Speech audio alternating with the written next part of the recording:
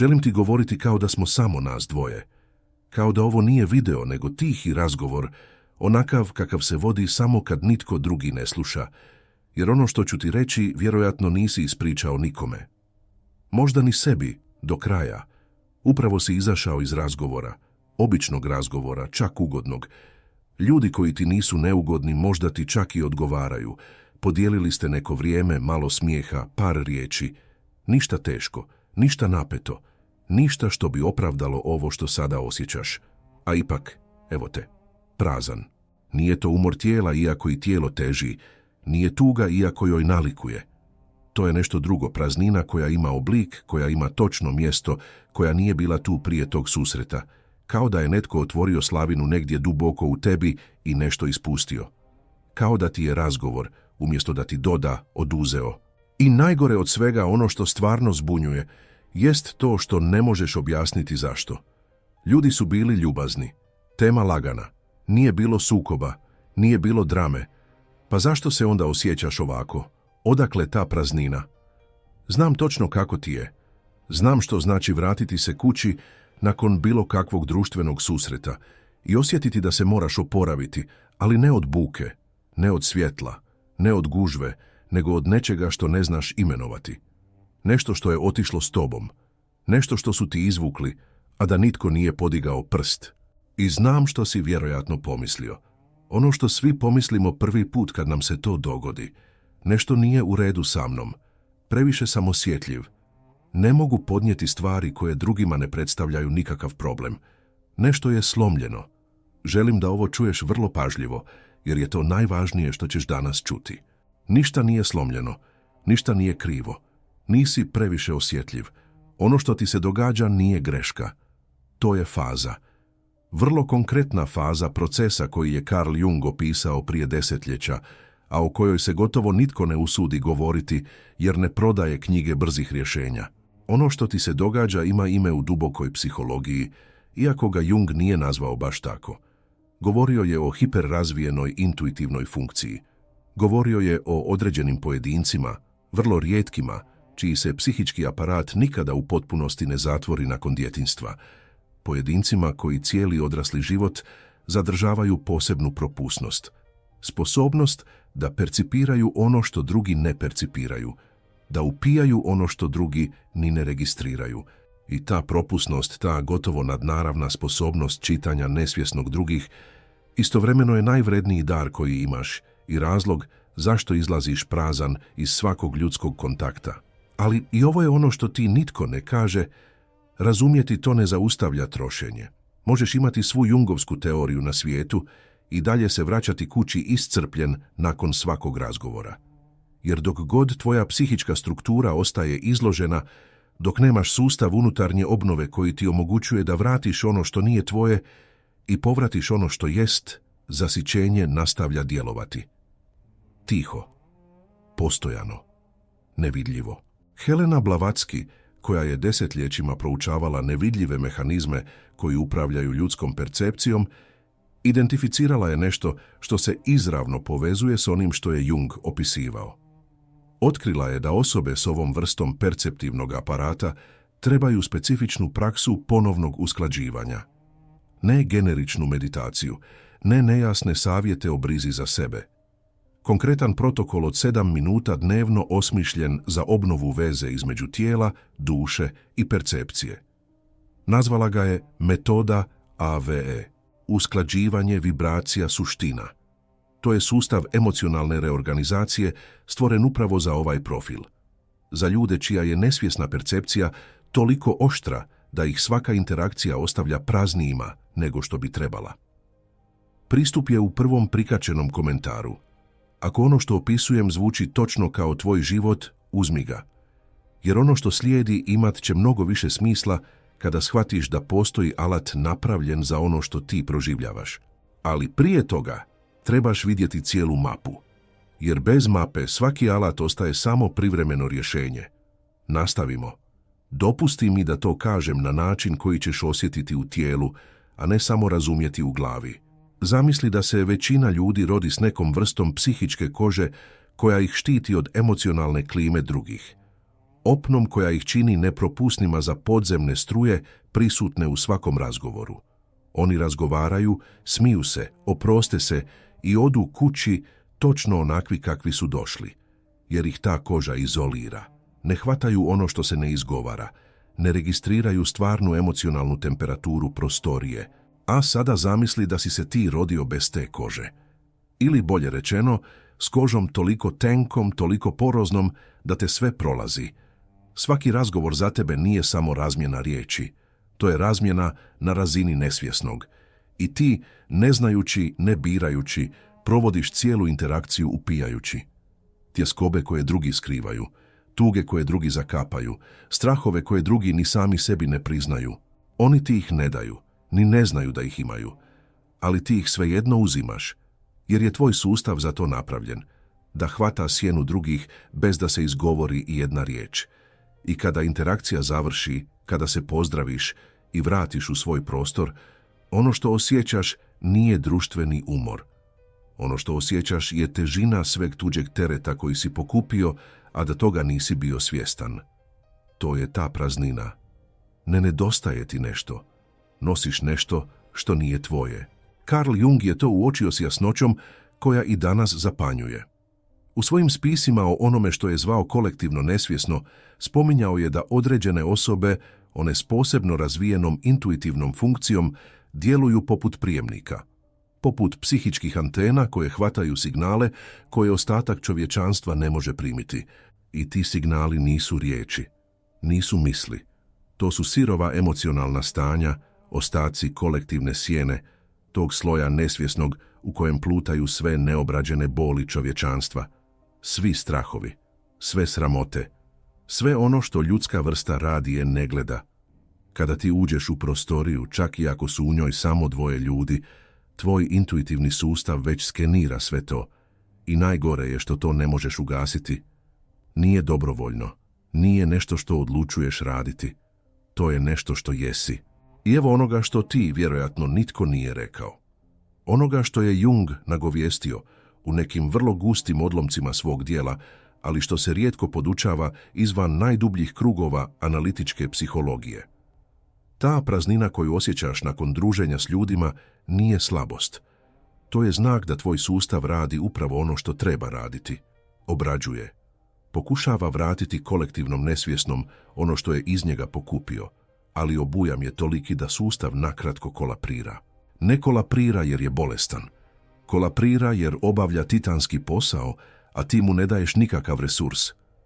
Razmisli ovako, da imaš posao na kojem svaki dan nosiš ogromne terete, a nitko te nije naučio kako pravilno dizati i nitko ti ne daje vremena za odmor između tereta, što bi se dogodilo? Na kraju dana bio bi prazan od snage, iscrpljen, bolan, i ne zato što si slab, nego zato što je posao stvaran, a nitko te nije naučio kako ga obavljati. Tvoja psiha radi upravo taj posao. Svaka društvena interakcija, čak i one najtrivijalnije, za tebe znači podizanje psihičkog tereta koji drugi ni ne vide. Dok drugi samo razmjenjuju površne informacije, ti upijaš, obrađuješ i vraćaš u kolektivno polje količinu nesvjesnog materijala koja bi iscrpila bilo koga. I praznina koju osjećaš nakon toga nije bolest. To je račun za nevidljivi posao koji si obavio, a da toga nisi bio svjestan. Upravo to metoda AV rješava. Ne uklanja tvoju sposobnost percipiranja. To bi bilo kao tražiti od tebe da prestaneš vidjeti boje. Ono što čini jest da ti daje sustav svakodnevne obnove koji ti dopušta obraditi taj teret bez da te uništi. 7 minuta, svaki dan. Usklađivanje tvoje unutarnje strukture, podizanje tvog perceptivnog praga, ponovno povezivanje s tvojom suštinom, s onim centrom koji se ne pomiče, čak i kad je sve oko tebe emocionalni kaos. Bez toga obrazac se ponavlja. Interakcija za interakcijom. Praznina za prazninom. Dok jednog dana sustav više ne uspije stati na noge i ono što je bila prirodna stanka postane trajno povlačenje. Vidio sam to previše puta. Poveznica je u prvom komentaru. Iskoristi je prije nego se trošenje nakupi više nego što se već nakupilo. Nastavimo. Jer još nismo stigli do najdublje točke. Jung je govorio da proces individuacije, taj put postajanja samim sobom, prolazi kroz faze. I jedna od najnaprednijih faza, ona koju dosežu samo profili koje je smatrao najrjeđima, najtipičnijima, upravo je ova. Faza u kojoj percepcija postaje toliko oštra, toliko precizna, da se svijet počinje činiti preintenzivnim. To se ne predaje na fakultetu. To se ne nalazi u standardnim priručnicima psihologije. To je evolucija. To je ono što se događa kada tvoj živčani sustav, tvoj psihički aparat dosegne razinu osjetljivosti koju većina nikada neće doseći. Jer ti nitko nije objasnio da se to može dogoditi, jer ti nitko nije rekao da evolucija boli, miješaš rast s bolešću. Praznina nije greška. To je neizbježna posljedica posjedovanja pojačane percepcije u svijetu koji nije dizajniran za zaštitu onih koji percipiraju previše. To je kao da imaš glasnoću duše na maksimumu na planetu gdje svi ostali hodaju sa svojom na polovici. Naravno da završiš iscrpljen. Naravno da završiš prazan. To nije nenormalno. Nenormalno bi bilo da se ne osjećaš tako. Iako ono što ti govorim rezonira negdje duboko, ako osjećaš da ti konačno netko stavlja riječi na nešto što godinama osjećaš u tišini, pretplati se sada. Ne zbog algoritma, ne zbog kanala, zbog sebe. Jer ono što dolazi bit će još specifičnije, još otkrivajuće i trebat ćeš prostor u kojem ovakvi razgovori postoje. Ovaj prostor je taj prostor. Nastavimo. Postoji nešto što primjećujem iznova i iznova kod ljudi koji imaju ovaj profil. Nešto što si vjerojatno i ti primijetio, ali nisi znao kako to nazvati. Praznina se ne pojavljuje nakon svake interakcije. Pojavljuje se nakon vrlo određenih interakcija. I ako obratiš pozornost, ako počneš voditi mentalni zapis kada se osjećaš prazno, a kada ne, otkrićeš nešto uznemirujuće. Nije u trajanju interakcije, nije u broju ljudi, nije u buci. U nesvjesnom teretu drugoga jest. Postoje ljudi koji te ostave praznim i postoje ljudi koji te ne ostave. Postoje ljudi s kojima možeš provesti sate i izaći netaknut, čak obnovljen. I postoje ljudi s kojima te 10 minuta razgovora baci na pod. Razlika nije u onome što ti kažu. Razlika je u onome što emitiraju, a da ne znaju da emitiraju. U gustoći njihove sjene, u količini neobrađenog materijala koji nose, u tlaku njihovog neintegriranog nesvjesnog. Kada razgovaraš s nekim tko je u miru sa sobom, tko je obavio svoj unutarnji rad, tko nije u unutarnjem ratu, interakcija je čista. Ne zasićujete, ne praznite, jer nema što upiti. Ta osoba ne odašilje signale nesvjesnog vapaja. Ali kada razgovaraš s nekim tko je pun potisnute tjeskobe, zamaskiranih strahova, neisplakane tuge, tvoj sustav sve to hvata. I bez da ti ta osoba bilo što ispriča, bez da ti pitaš, na kraju nosiš dio njenog tereta. Ne zato što si slab, ne zato što nemaš granice, nego zato što je tvoja intuitivna funkcija toliko razvijena da doslovno djeluje kao radar koji se ne može ugasiti. I ono što taj radar uhvati, ti obrađuješ, metaboliziraš, nosiš na sebi. To je ta praznina, ostatak obrade neizgovorenog drugog, a da taj drugi ni ne zna da je ta obrada postojala. I znaš što je najiscrpljujuće? Što ti to nitko ne priznaje. Nitko ti ne kaže hvala što si 2 sata upijao moju tjeskobu. Nitko ni ne zna da si to učinio. Izlaziš odatle noseći nešto što ti ne pripada, a svijet ti kaže da se odmoriš, da popiješ čaj, da vježbaš. Kao da šetnja može kolektivnom nesvjesnom vratiti ono što je tvoja psiha upravo obradila. Zato većina savjeta ne funkcionira, jer nisu dizajnirani za ovaj profil. Dizajnirani su za ljude čija je psihička koža debela, za one kojima je društveni umor površan i rješiv distrakcijom. Za tebe to ne funkcionira. Za tebe funkcionira protokol koji djeluje na istoj razini na kojoj se šteta događa. Na razini nesvjesnog. Na razini na kojoj tvoja percepcija prikuplja ono što ne bi trebala i na kojoj tvoj sustav mora vratiti ono što mu ne pripada. To je metoda AVE. 7 minuta unutarnje reorganizacije koje rade na sloju gdje se zaista događa trošenje. Ne na površini, u strukturi. Usklađivanje da tvoje tijelo prestane automatski upijati. Vibracija da podigneš svoj perceptivni prag i filtriraš ono što te ne pripada. Suština da se ponovno povežeš sa svojim centrom, onim unutarnjim mjestom koje se ne kontaminira, koje se ne iscrpljuje, koje ostaje netaknuto čak i kad je sve oko tebe emocionalni šum. Poveznica je u prvom prikačenom komentaru. I kažem to još jednom jer znam kako ovo funkcionira. Ljudi s ovim profilom skloni su odgađati vlastitu zaštitu, skloni su misliti da će to učiniti poslije.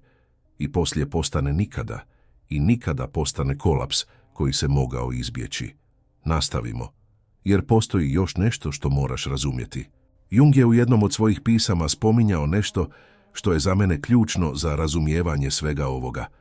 Govorio je da kolektivno nesvjesno nije apstraktan koncept. To je psihička stvarnost jednako konkretna kao zrak koji dišeš. Kao što postoji fizička atmosfera koja obavija planet, postoji i psihička atmosfera koja obavija čovječanstvo. I u toj atmosferi plutaju svi sadržaji koje ljudska vrsta nije integrirala. Pradavni strahovi, transgeneracijske krivnje, rane koje dolaze iz davnina, od naraštaja koje nikada nisi ni upoznao. Većina ljudi živi potpuno nesvjesna te atmosfere. Ne percipiraju je, ne osjećaju je, kao riba koja ne zna da živi u vodi.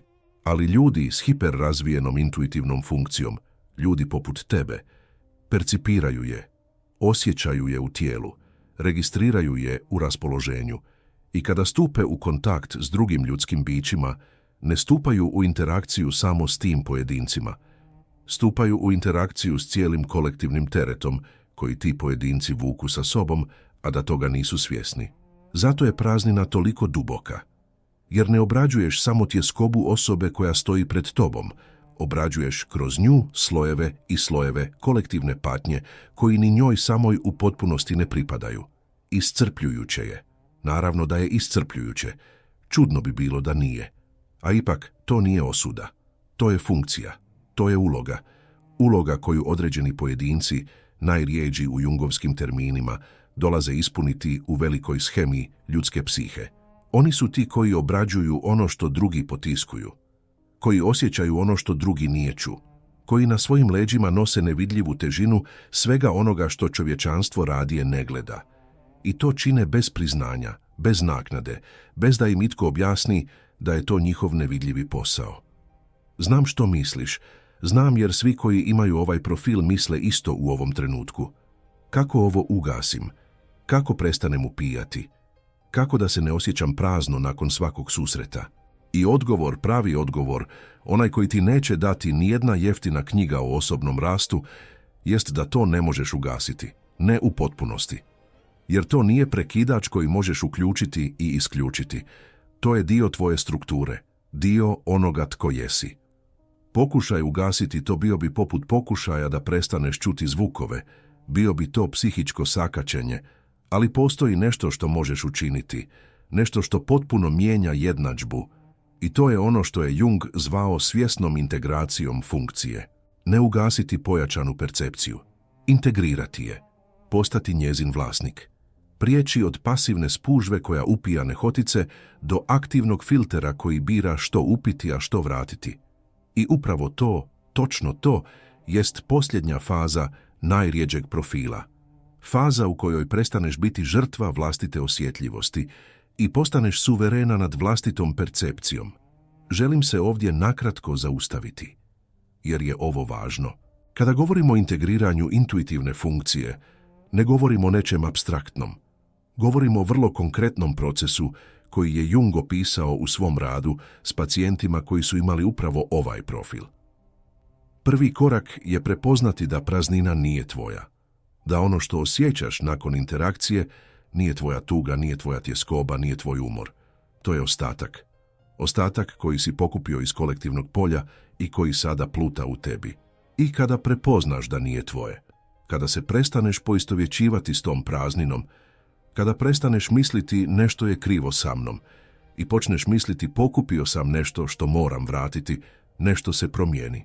Praznina postaje manje osobna, manje prijeteća, manje konačna. Prelazi iz problema identiteta u problem psihičke higijene. A psihička higijena, za razliku od identiteta, Može se naučiti, može se prakticirati, može se održavati. Upravo to metoda AV sistematizira.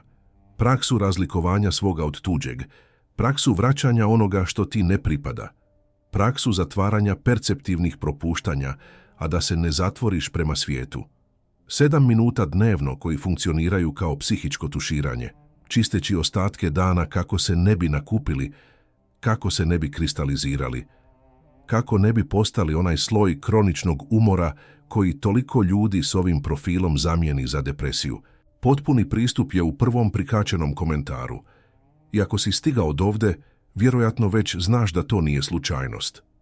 Postoji još nešto što je Jung spomenuo samo jednom na privatnom seminaru za koji gotovo nitko ne zna, a što je za mene konačni ključ razumijevanja ove praznine koju osjećaš. Govorio je da kod pojedinaca s najrazvijenijom intuitivnom funkcijom psiha prolazi kroz ono što je nazvao fazom suspenzije. Fazu u kojoj se psihički sustav, nakon godina funkcioniranja na jedan način, doslovno rekonfigurira. I tijekom te rekonfiguracije pojedinac doživljava nešto vrlo slično onome što ti osjećaš nakon druženja s ljudima. Prazninu, unutarnju tišinu, osjećaj da se nešto povuklo. Ali Jung to nije tumačio kao gubitak. Tumačio je to kao čišćenje. Kao ono što se događa kada se računalo ponovno pokrene nakon instaliranja velikog ažuriranja. Sustav se nakratko ugasi, ekran ostane crn i ti misliš da je nešto pošlo krivo, ali nije pošlo krivo. Sustav instalira novo, oslobađa staru memoriju, pravi prostor. Tvoja praznina u tom smislu nije greška. To je ponovno pokretanje. Tvoja psiha ti govori da je upravo obradila ogromnu količinu nesvjesnih informacija i da joj treba trenutak tišine za integraciju. I ako poštuješ taj trenutak, ako ga ne zatrpaš podražajima, ako ga ne zaglušiš bukom, ako se ne boriš s njim krivnjom, ta se praznina transformira. Postaje prostor, postaje plodna tišina, postaje tlo na kojem će izrasti sljedeća verzija tebe samoga. I evo onoga najvažnijeg, onoga što želim da poneseš iz svega ovoga. Ta praznina koju osjećaš nakon druženja s ljudima nije slabost najrjeđeg profila. To je posljednja faza, faza u kojoj se najrjeđi profil dovršava, kalibrira. Postaje ono što stvarno jest. To nije početak puta. To je ciljno ravnanje. To je ono što se događa neposredno prije nego se intuitivna funkcija u potpunosti integrira i prestaneš biti iscrpljivan od strane svijeta da bi ga počeo ploviti sa suverenošću. I ako to osjećaš sada, u ovom trenutku svog života, to nije slučajnost. To je zato što je tvoj sustav već spreman napraviti skok. Već je obavio sav prethodni rad. Već je prošao kroz sve tamne faze. Već je naučio prepoznavati sjenu drugih. Već zna razlikovati tuđe od svoga. Jedino što nedostaje jest da ti svjesno preuzimaš svoju ulogu. Uloga nekoga tko nije ovdje da bude poput svih ostalih. Uloga nekoga tko nije ovdje da se uklopi u lagane razgovore bez da izađe pogođen. Uloga nekoga tko je došao s drugačijom osjetljivošću, s dužom antenom, sa širom percepcijom. I da to, upravo to, nije osuda, nego sudbina. Tvoja praznina nije praznina. To je prostor. Prostor koji si očistio, prostor koji si oslobodio, prostor koji je sada dostupan za nešto novo.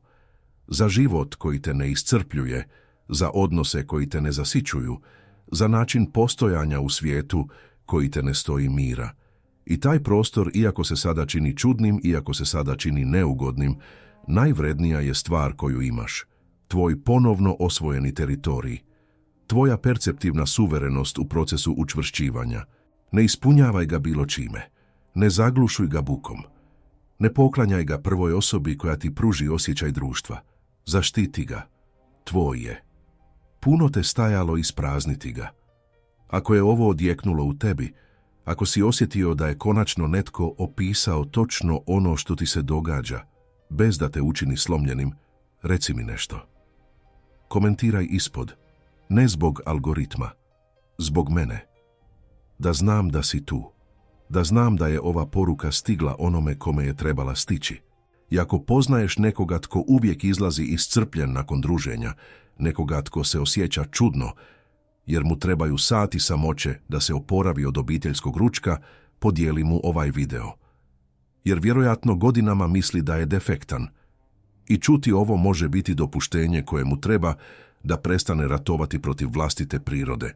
Ostavi like ako ti je ono što si čuo pomoglo razumjeti nešto što si proživljavao, a nisi mogao imenovati. Ta jednostavna gesta čini da algoritam ovo odnese onome kome treba, a da to još nije ni tražio. Hvala ti što si ovdje. Hvala ti što si izdržao do kraja. I hvala iznad svega što se nisi predao prije nego si razumio. Sada znaš, tvoja praznina nije greška. To je prostorija koju je tvoja duša upravo raščistila da bi mogla mirno disati.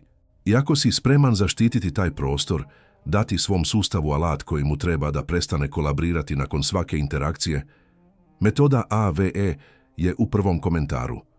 7 minuta. Usklađivanje. Vibracija. Suština. To je ono što odvaja onoga tko razumije što mu se događa od onoga tko je konačno prestao od toga patiti.